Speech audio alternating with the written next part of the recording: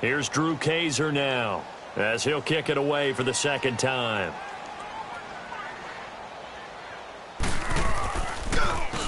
He gets this one away, and boy, it's another boomer.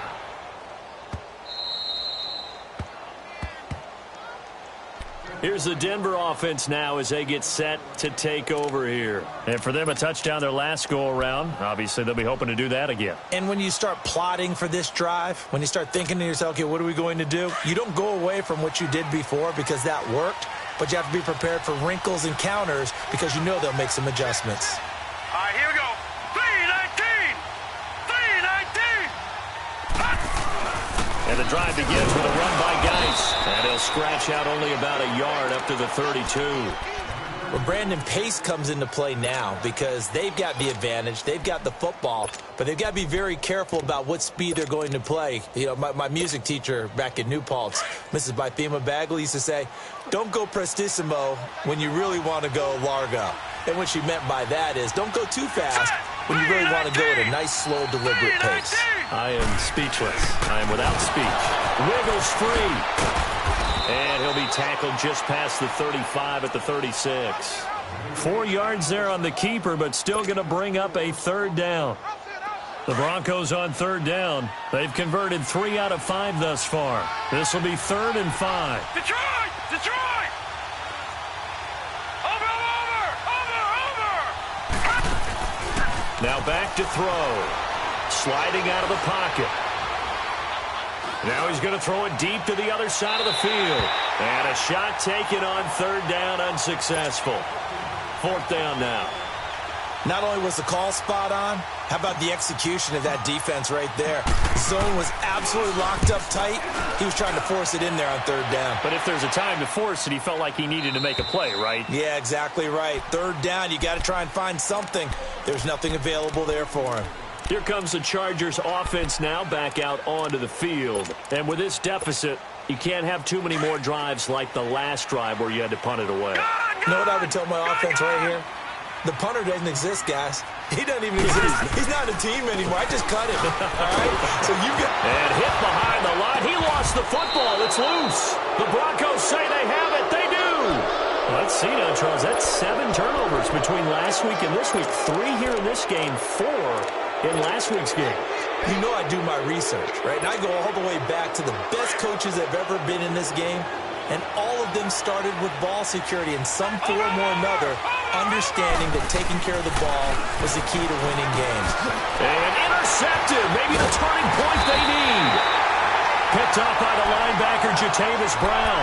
And he'll wind up losing 5 yards or so on the return, but no matter, they've got the football back.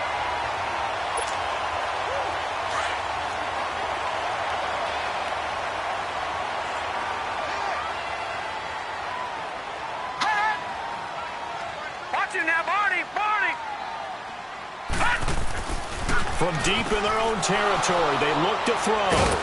And he'll be brought down. Oh, that's a face mask. Certainly looked like it. Indeed, here come the flags. They're down here in the 4th, and that personal foul penalty is not going to help. No, in these types of situations, players will tell you that's extra intensity. From where we sit, it's actually frustration. Not a good play. And now it's 1st and 10. A big mistake, especially when you factor in the personal foul yardage. This is Geis. And able to push his way forward here for a good little gain. A pickup of 4 on 1st down. It'll be 2nd and goal. That gives him 98 yards in this game, and he's got to feel pretty good about that, but the entire offense does.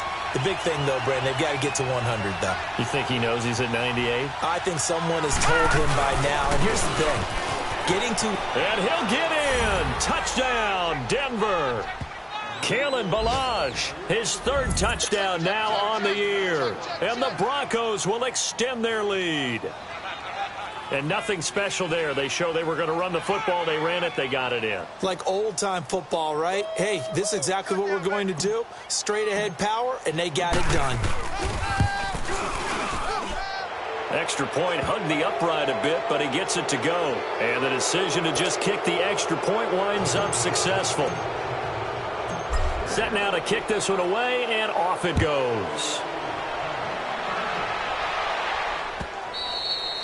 And this will be a touchback as that sails over the end line. The Chargers getting set to go. And they had the fumble last time that led to a touchdown. That's a no-no. We'll see what they do here this go-around. A big no-no. Put that in capital letters. Turning it over, the other team takes it down and scores. That could be a deflator for a football team. Now it's up to the offense to get back up. And for a third time tonight, he's intercepted. Picked off by the corner, Bradley Roby. And they will finally get him, but not until he's all the way down inside the 15-yard line. That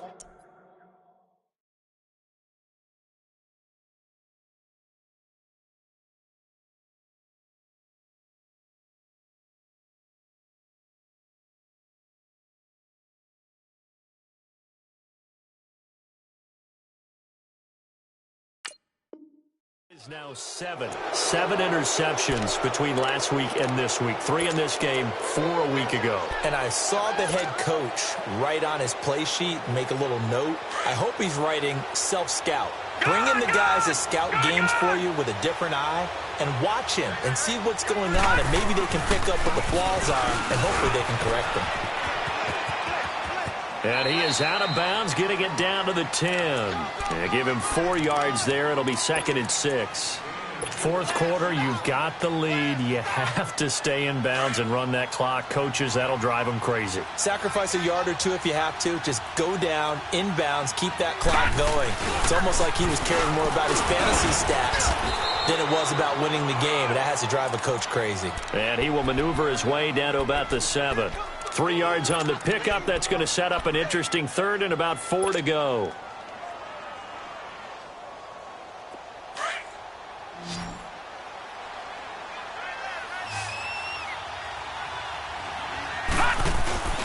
They'll try and get it with Geis. And they'll be driven back here, losing yardage to the 9.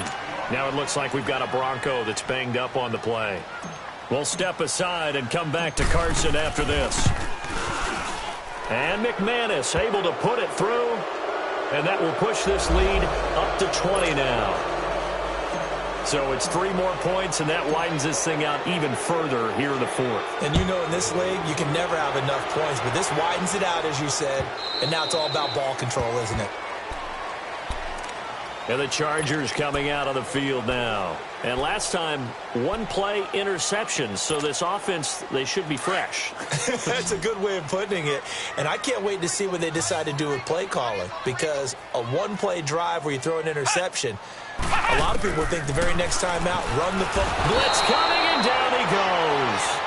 Brandon, if I'm an offensive coordinator and I see an all-out rush like that, I file it away because I'm going to use their aggressiveness against them as this game goes on. I'm going to hit them with a screen soon.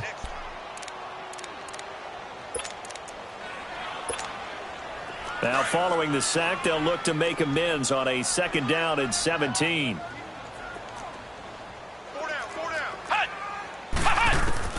And now a first chance for the backup here to throw. And that one got tipped, kind of threw everything off. It brings up 3rd.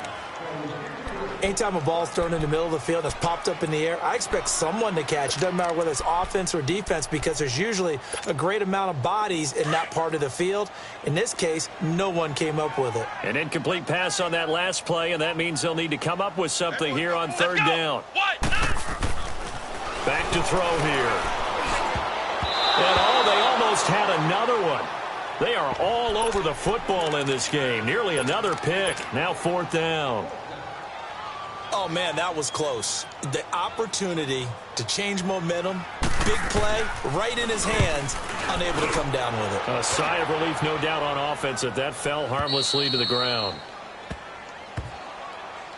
And Denver getting set to take the field. And they had 3 points last time, but they didn't want 3 points because they were well within range of scoring a touchdown. We'll see if they can do better now. I'm with you on that one. Let's just go ahead and be frank about the whole thing. The only one happy about the 3-point? The kicker. Exactly. He put it through the post. That's going to help him at contract time. But that offense, they're thinking, let's get in the end zone this time. I don't know if that helped him at contract time. You could have kicked that one through. I don't know about that. Toe bash. I don't know about that. Super toe. The drive will commence with a run by Balaj. And he'll be taken down after a short gain as that takes us to the 2-minute warning.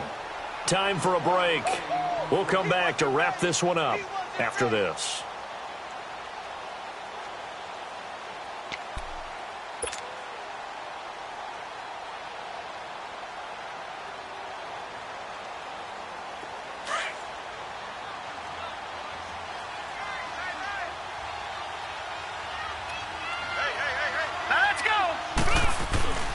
They'll stay on the ground. Balaj again. And he will lose yardage here to the 31-yard line. It'll be a loss of a full 3 yards there, and it also brings up third down. Now, that's a nice play. Got me fired up, partner. But can they do it back-to-back plays? All the training that you go through as a defense for these situations, when you have to get the ball back, everything you go through, holding up the runner, raking at the football, getting to the passer, knocking it out of his hands, whatever way, they have to get the ball back. Now can they stand tall again for a huge fourth-quarter stop? Now he's going to get this all the way down inside the 35. A big play on the ground there. It goes for 36 yards. Well, you know what they say about the best laid plans, partner. I mean, this one was totally foiled.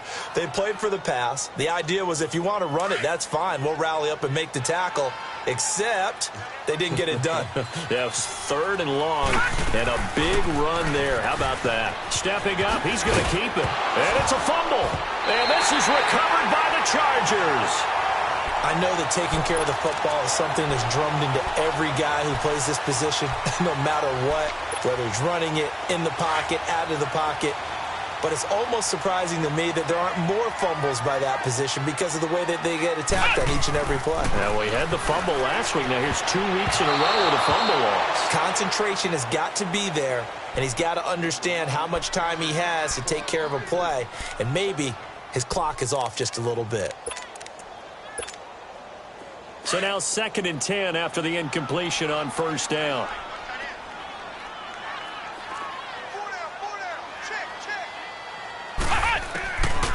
He'll look to throw. And he's taken down. Back at his own 7. I remember throughout my career hearing defensive coaches always say, guys, you got to earn the right to rush the passer. Well, they put themselves in a great spot with this big lead, and they know they've got to throw the ball. These pass rushers have to be salivating. It is pin your ears back time indeed.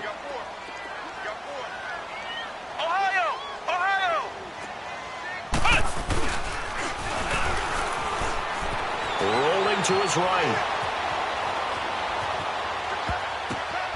It's caught on the right side. Williams. And down he'll go at the 25. They'll wind up with 17 on that one, but they're still a bit short here for 4th. They didn't get the first down, but I have to say I do like the call. I like what they were trying to do. Try and hit your receiver on the run and see if he can pick it up, keep it on his feet, get a little rack yardage. Yeah, but a nice job defensively to get to him and keep him short of the first. Flex round! Flex round! Got to try it here. He's back to throw. And Tate's got it. And he's got the first as they'll bring him down at the 28-yard line. Now, no reason not to try it there, and they do indeed convert on 4th. He'll drop to throw. And the Broncos get there and take him down. And we will get a timeout with 2 ticks left. My man, it's been a rough night for that offensive line, and it's only getting rougher. 5 sacks now that they've given up in this contest so far. It feels like the witching hour out here, doesn't it? Okay, stupid question. What's the witching hour? Yeah, the witching hour. That's when everything goes haywire late at night. Pass protection has been a problem all night long as they come up facing 2nd and a bundle. He's going to let it fly. And that will be incomplete as time has run out.